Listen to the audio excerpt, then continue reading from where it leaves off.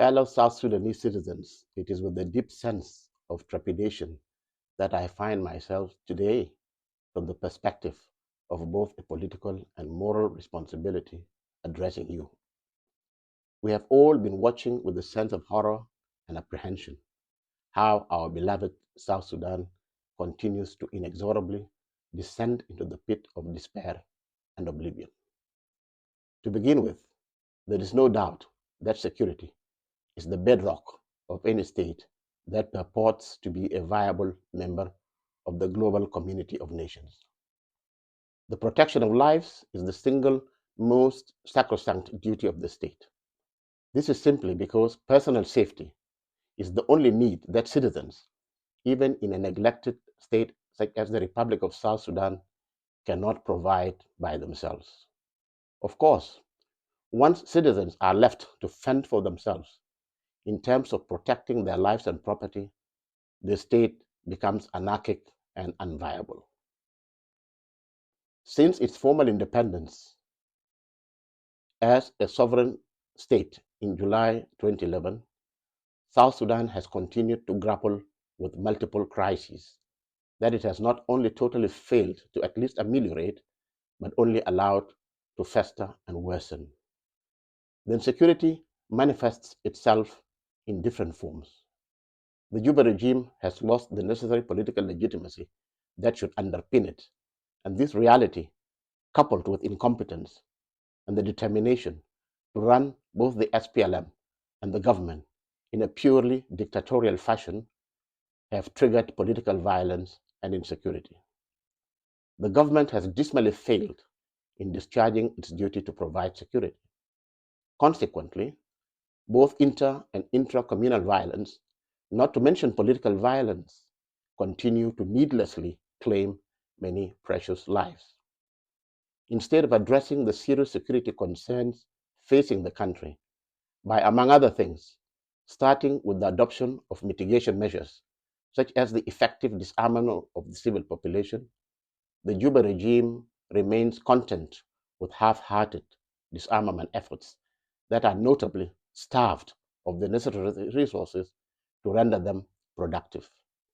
In fact, past attempts to disarm the civil population have foundered, primarily because the military units tasked with the disarmament exercise have not been well equipped with the armaments and other logistics needed for a successful disarmament mission. It is sad to note that many SSPDF soldiers have lost their lives in such ill-conceived disarmament campaigns because more often than not, they find themselves outnumbered and outgunned by the very armed civilians they've been sent to disarm. Current practice is that once the regime finishes with helping itself to whatever public resources it gets its hands on, it will usually employ whatever is left over, not for the protection of the people and territory of South Sudan, but rather for ensuring its own survival. The disregard for preservation of human life by the regime is so callous that the president himself has been on record on several occasions in the past saying that he was so sick and tired of the internecine killings among the population that he would not mind allowing people to butcher themselves, intervening only if and when the defeated party fled to him for protection. This means that even on an issue so critical as security, the regime's policy is reactive rather than proactive. Fellow citizens, during the protracted and bitter civil war that we waged for over 2 decades, we always harbored the hopes that one day the bountiful natural resources we have been endowed with, and especially our oil wealth, would be applied to fueling an agro-industrial surge to deliver socioeconomic prosperity. Unfortunately, none of that has come to pass. On the contrary, the tiny political elite that surrounds the president have diverted the proceeds of oil sales to their private personal accounts. This is being done through the allocation of highly inflated infrastructure development contracts especially road construction contracts, in exchange for crude oil cargoes. This results in huge financial resources being siphoned off and the economy deprived of the critical funds required to provide basic social services such as health and education. This has meant that we can neither develop human capital nor utilize the country's vast agricultural potential to diversify the economy away from excessive reliance on oil. And because South Sudan is not providing basic services, the task of treating our sick and educating our children has fallen to the benevolence of the international humanitarian community. This fact, coupled with the state's failure to diversify the economy of a potentially wealthy state, has plunged us into chronic self-inflicted poverty and misery. The economic situation is further compounded by the inability of government to consistently pay public sector wages. Without the infusion of cash into the economy, through, among others, salary payments, there is feeble demand. And without demand, the economy falters and widespread poverty becomes inescapable. And because our plight is our own making, we have not attracted much in the way of international sympathy. Instead, the international community is gradually starting to turn its back on South Sudan. They are dismayed by the fact that South Sudan continues to avoid funding legitimate obligations that are perfectly within its financial capability, preferring instead to shift that burden onto the shoulders of the international community. Our resources may still be modest, but to think that we can just steal and squander them, hoping that others would step in to compensate for the losses and foot the entire bill for running the state, is scandalous, to say the least. Who would have thought that a country with so much oil wealth relative to its population, not to mention its agricultural promise, livestock wealth, mineral and tourism potential, would be languishing in abject poverty and teetering on the brink of implosion? Instead of engaging in the systematic plunder of the country's hydrocarbon-generated wealth, our government should have been continuously reinvesting some of the oil proceeds to produce more crude, add value, and thus generate even more wealth from oil. Oil produces money. That in turn translates into more oil, which again brings in more money, and the positive cycle goes on. This is not rocket science, and it is precisely the formula that other oil-producing countries have employed to create sovereign wealth funds that in times of need they use as a buffer against economic shocks, thereby minimizing disruption of their economic development programs. Fellow citizens, the root cause of all our country's ills is political. Failure to appropriately manage political governance is where all our problems stem from. The right to govern should always be founded on the popular will of the citizenry as manifested in free and fair periodic elections. On account of the fact that no elections have been conducted since South Sudan became a sovereign independent state in July 2011, the current regime has no claim to legitimacy. The legitimacy imparted to the regime by the 2010 pre-independence elections lapsed a long time ago, and the planned 2015 polls that could have given it a fresh mandate never materialized. Even the semblance of legitimacy that could be argued was bestowed upon the regime by the 2018 revitalized agreement on the resolution of the conflict in South Sudan, the RRCs, is now gone after the agreement's demise and Juba's subsequent about turn on the Tumaini initiative. The current regime is therefore illegitimate, and hence there is full justification for its removal should it persist with blocking the transition to a new political dispensation from running its course. All attempts to have free and fair elections that would confer legitimacy on its winners have been frustrated by the repeated extensions of the transitional period ushered in by the RRCs. Neither of the agreement's principal signatories, namely the SPLM-IG and the SPLM-IO, appears particularly keen on steering it to its logical conclusion, which is to conduct free and fair elections leading to a new political order. Meanwhile, the leadership of the SPLM-IG is determined to avoid implementing the RRCs in full because it dreads the prospect of losing power if elections were to be held.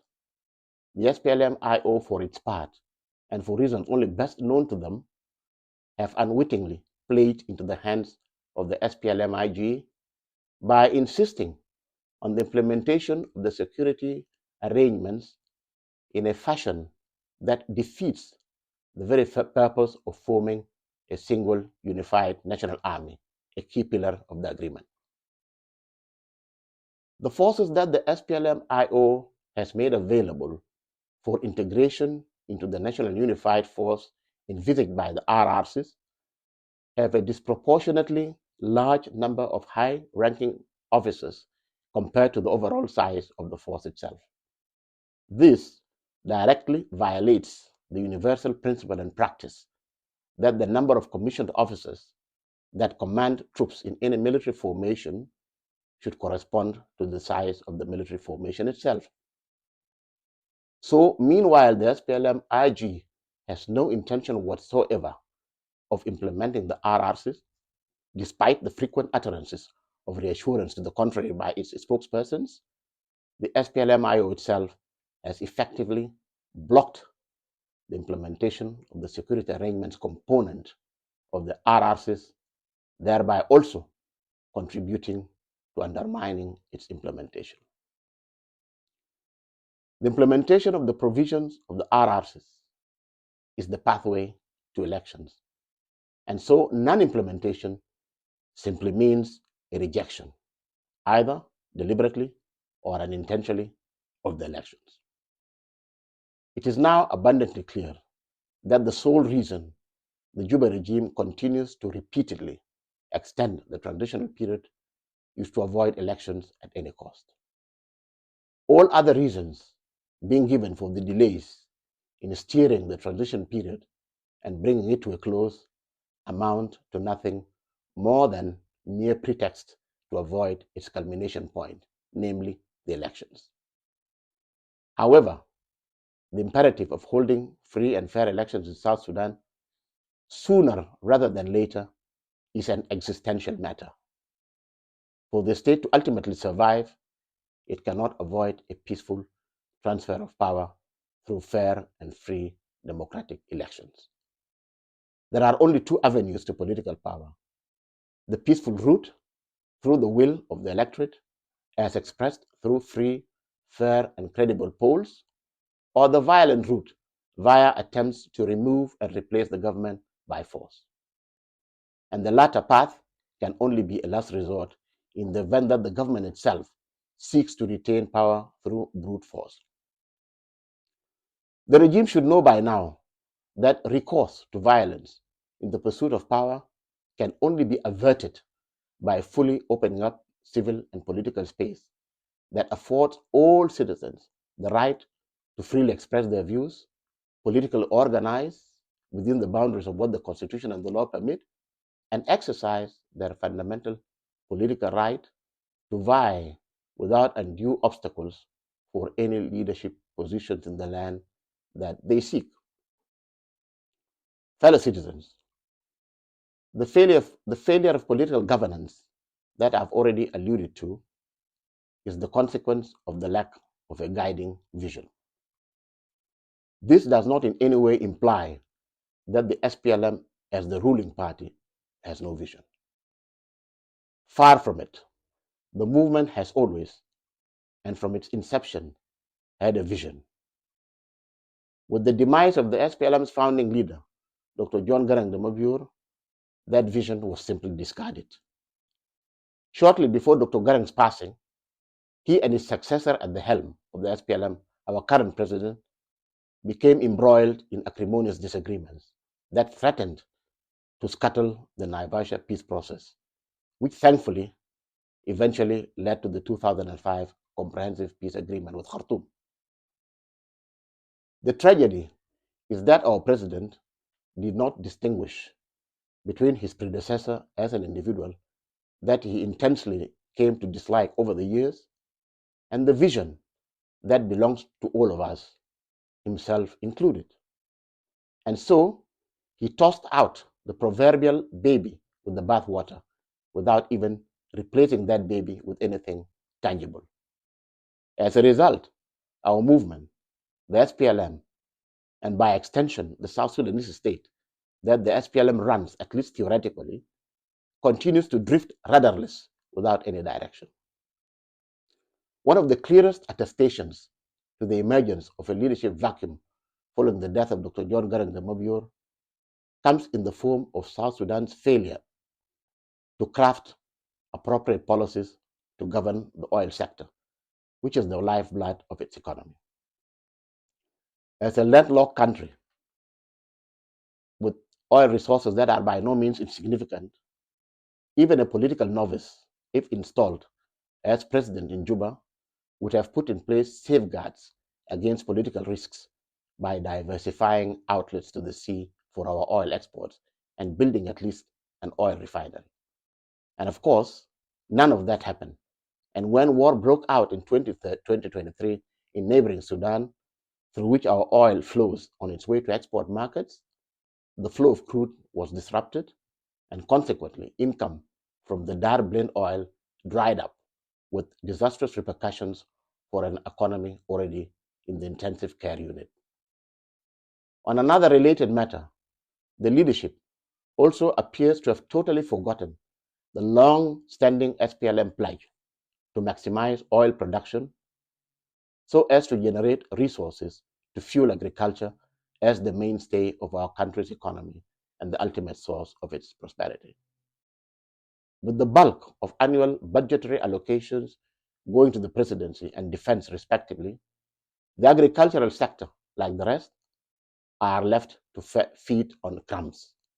And that explains why our country, that is regarded as one of the region's potential breadbaskets, is unable to even feed its own population. Fellow citizens, the vision of the SPLM that we need to reclaim entails a two-phase struggle.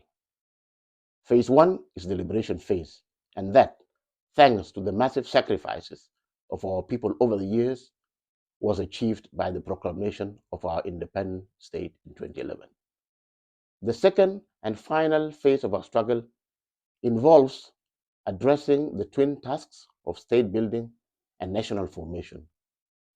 State building to transform our fledgling country into a modern, economically prosperous, and socially harmonious entity. And national formation to fuse the different socio-cultural strands of our ethnically diverse society into a single South Sudanese identity and commonality. That is the mission that was awaiting the SPLM post-independence. Unfortunately, the SPLM found itself being systematically dismantled, ironically, by some of its own founders. Its vision and programs have been jettisoned, leaving it with no political compass. The chairperson of the SPLM has arbitrarily and single-handedly dismantled the leadership hierarchy of the movement in flagrant contravention of the Constitution, rules, and procedures. Its historical leaders have been humiliated and unceremoniously dumped out of the party leadership. Lifelong SPLM cadres have been facing political persecution to the extent that many of them have been replaced by people who even at one point were sworn enemies of the SPLM. It is a known fact that when most cadres joined the SPLM in its formative years and went on to become commissioned SPLA officers, gallantly commanding battles during our long liberation struggle, they essentially did so as a political decision. They flocked to the ranks of the SPLM, SPLA for a political cause. They did not do that for the sake of becoming soldiers per se. The military for them was only an instrument to achieve liberation. Therefore, it was expected that once they ended their service in the South Sudan People's Defense Force, the SSPDF, and retired, they would be given the opportunity as a matter of priority to continue formally serving as SPLM cadres in SPLM structures such as the General Secretariat and other organs. Other retirees who have acquired appropriate qualifications over the years could have been used to staff our foreign service and other government agencies in line with their qualifications and skills. Unfortunately, these cadres have been brushed aside and left to fend for themselves. This is how their sacrifices have been rewarded. And because these cadres are not in power, there is no one left to uphold the SPLM vision and implement it. No wonder then that South Sudan embraced statehood in 2011 without a clear governance roadmap, and hence the failure. Fellow citizens, our government continues to behave and act in a manner which suggests that it is totally oblivious to the universal principle of the supremacy of the rule of law. All civilized states are governed by this cardinal principle. In South Sudan, the absence of the rule of law has led to violation of fundamental human rights and the arbitrary deprivation of citizens of their lives and liberties. Decisions restructuring the SPLM, as well as resolutions effecting appointments and dismissals in its leadership structures, are made in flagrant violation of its own constitution, rules, and procedures. At the level of the government, the president just takes decisions on a whim, ignoring altogether the provisions of the RCs and the Constitution, which expressly render such decisions illegal. This situation is simply untenable, and it only exacerbates the government's crisis of legitimacy. Since, as stated earlier, the regime's mandate technically lapsed in 2015, the promise of elections embedded in the 2018 RRCs is what imparts it with the veneer of legitimacy. However, since the RRCs has now been practically ripped apart and the Tumaini process abandoned, the only course of action is to go back to the drawing board and use the spirit of the RRCs and Tumaini to craft new arrangements to save the country. All the provisions of the RRCs are undoubtedly essential and in an ideal world ought to be implemented in full. However, and strictly for the purpose of jump-starting the stalled transition process, only three elements are indispensable at this stage.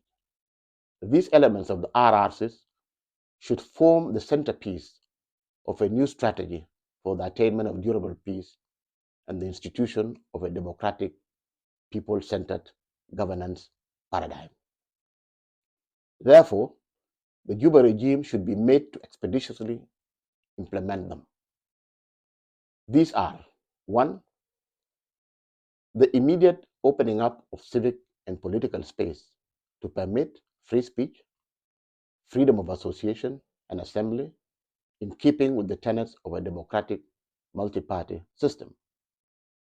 For as long as people do not engage in incitement to violence, they should not be detained, intimidated, or harassed for simply expressing legitimate views that criticize the government's performance or just happen to be at variance with the position of the government. 2. Expediting the process of writing a permanent constitution that encapsulates the sovereign will and consensus of the people on how best they would want their country and society to be run. 3. To allow the widest possible participation in the constitution-making exercise. Some of its critical phases should be conducted abroad to ensure that participants can freely express their views without fear of persecution. It is my humble suggestion that a neighboring state would be an ideal host for a constitutional conference. 4. The conduct of genuinely free and fair elections that fulfill the following benchmarks. A. The provision of a level playing field that permits all aspirants to freely contest elections. B.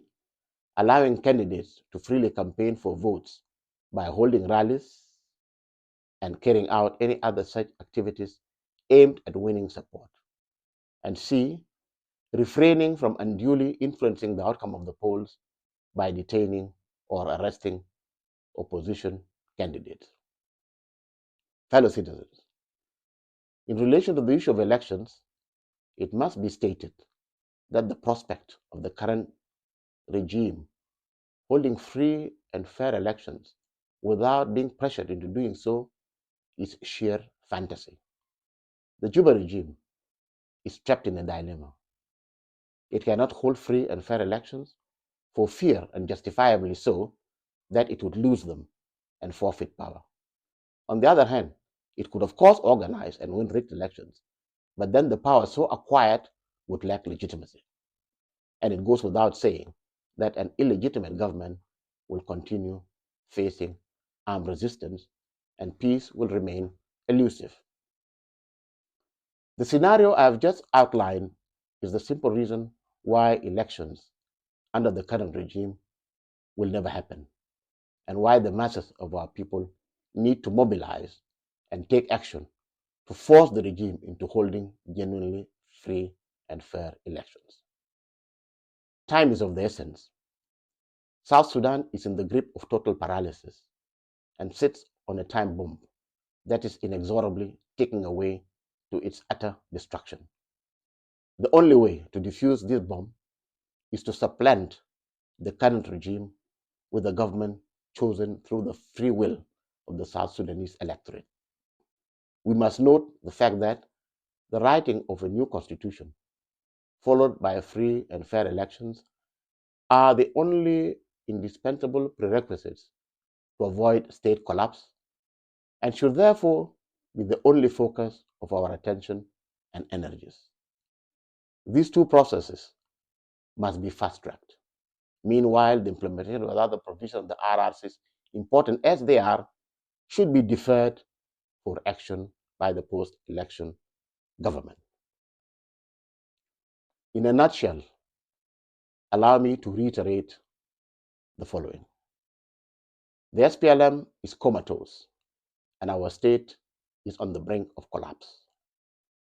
To rectify the situation, a series of measures are required. First, action must be taken to revive and restore the SPLM to its original trajectory from which it has veered off. Second, steps must be taken to institute democratic rule.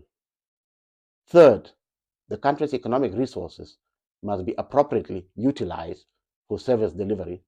And finally, the supremacy of the rule of law must be upheld and citizens' lives safeguarded. Dear fellow citizens, in order to promote the attainment of these overarching goals, as well as exert pressure on the regime to deliver on the specific and immediate objectives of opening up civil and political space, initiating the promulgation of a permanent constitution, and the holding of free and fair elections, I have hereby resolved to temporarily freeze my membership of the SPLM till it is once again fit for purpose, and to declare the launch of the South Sudan Salvation Movement, the SSSM, as a temporary vehicle for waging the struggle to wrest control of the SPLM out of the hands of those who have hijacked and held it captive for so long. The SSSM is an organization that shall operate under the umbrella of the United People's Alliance, of which it shall be a constituent member, as it acts in concert with other opposition, political, and armed groups for the realization of the aforementioned aims and objectives. The SSSM is not an end in itself. It is not intended to replace the SPLM. It is being conceived simply as a device to steer fundamental reforms within the SPLM and bring about its total renaissance. It will merely be a catalyst for correcting the course of a movement that has gone astray. And I therefore call upon all SPLM members who wish to save their movement to immediately join the SSSM and by extension, the United People's Alliance, the UPA. Fellow citizens, I urge full mobilization so as to start waging our multi-pronged campaign of the second liberation in much the same way the masses of our people did between 1983 and 2011 to consummate the first liberation struggle and achieve independence. I urge all the masses of our people in the urban centers and the rural areas to rise up and reclaim their power that the regime has usurped. I encourage all SPLM rank and file, patriotic elements of the SSPDF and the National Security Service, the NSS, other organized forces, and all other patriotic and peace-loving citizens to rise up in mass action to reclaim our country by creating the conditions necessary to compel the Juba regime to write a new constitution and conduct free and fair multi-party elections before the end of 2026. We must act now, and I call for an uprising of the masses of our people so that we can accelerate the process of reorienting our country in the direction of the state we have long aspired to, a multinational state of peace, justice, and prosperity for all. And in order to achieve concerted mass popular action, I exhort patriotic elements within the SSPDF and other organized forces not to quell any popular protest action in order to do so, but instead to act to protect it. Our communities must stop shedding each other's blood in senseless clashes. They should instead come together and redirect their campaign against the regime and the opportunistic politicians that have used and failed them. It is the dysfunctional nature of our state that pits our communities against one another, because we have all now been obliged, in the absence of a state capable of protecting lives and property and dispensing justice, to take the protection of our lives and possessions into our own hands. Fellow citizens, as I make this statement, I am certain some of you will be quick to accuse me of hypocrisy and disingenuousness, and I can understand that. After all, I've been part of the Juba political setup since its inauguration in October 2005, soon after the conclusion of the Comprehensive Peace Agreement, the CPA. So some may find it baffling to hear me making such a stinging critique of the regime. Those who do not know me may be justified if they characterize my remarks as dishonest and self-seeking. However, anyone who is familiar with my service in the SPLM, starting from the early days of the liberation struggle in the bush and up to date, understands that I have always been consistent in my convictions. When it became clear to me as early as mid-2006 that our movement had started deviating from its course, I resigned my post as Minister of Regional Cooperation in the then government of Southern Sudan and left the country. And ever since my return to government in the late 2008 and up to the present, I've been clinging to the hope that our chairman and president would return to the fold of the SPLM, re-embrace his comrades, and work hand in hand with them to run the country in accordance with the vision, principles, and programs of the movement. It is now crystal clear that the dream of saving the SPLM under the incumbent leadership will never be fulfilled. And it is time for us, the cadres of the SPLM that still believe in it, to stand up and be counted. Even as some of you may disapprove of my decision, I know that the majority among you have likely been disappointed by the fact that a senior SPLM leader, such as myself, has remained mute all along. Meanwhile, the situation of South Sudan continues to deteriorate steadily. I know that as a member of the ruling elite, I cannot altogether escape blame for the mess in which we find ourselves today. But I now give you my solemn pledge that not only will I speak out, but perhaps more importantly, I will also act to contribute to bringing about the desired change. Fellow citizens, I finally wish to conclude with a message to our neighbors in the region. We deeply value the support and solidarity we have enjoyed from some of you over the years in the course of our bitter and long struggle. We further commend you for your continued contribution to the development of South Sudan, whether from the perspective of promoting mutually beneficial bilateral relationships or in the context of collective regional integration efforts.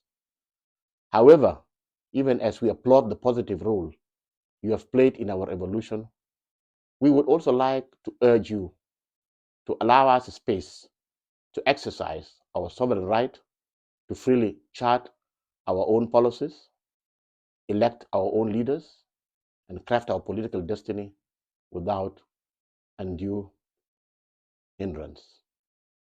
God bless South Sudan. God bless you all. I am Nhial Deng Nhial, member of the SPLM Political Bureau and member of the National Transition Legislative Assembly of South Sudan. Thank you.